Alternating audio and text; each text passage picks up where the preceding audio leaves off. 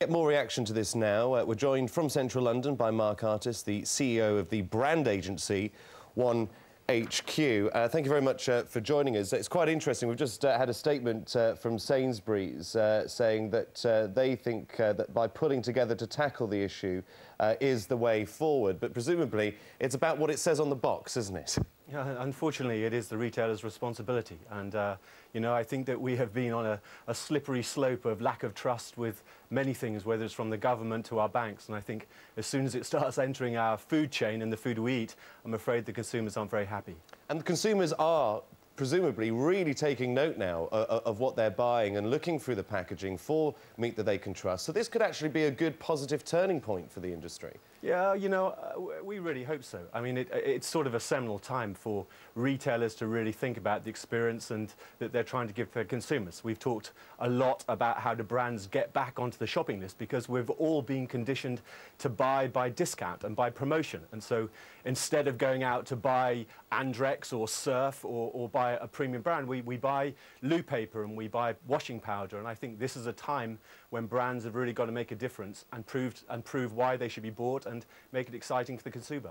OK, Mark, I'm Mr. Tesco. I need your help. What would you be telling me to do right now? Well, I think it's about extreme forms of trust building at the moment.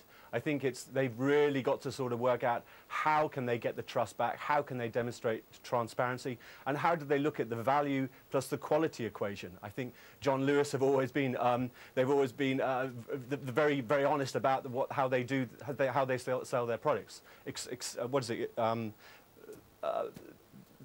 The value proposition has been very strong. So I think Tesco's have got to do all they can to build the trust with their consumer and prove to them that the chain is reliable.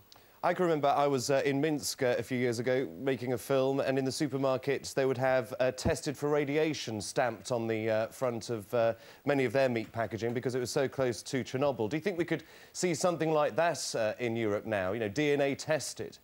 No, I think absolutely. I think we have seen symbols of that in the past. We've seen the little red tractor, and I think we've seen the lion symbol on eggs. And so, yes, I think it's going to be very important that there are symbols that demonstrate that the provenance is very secure.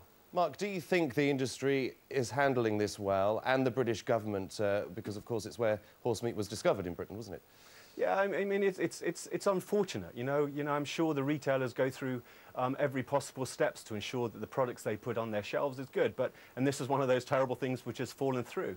But, you know, there are brands out there that I'm sure are feeling very, very smug at the moment. Morrison's in particular. They've been talking about being able to manage their supply chain because they grow their own cows.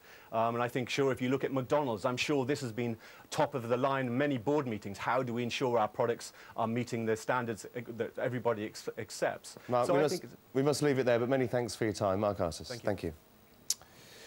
The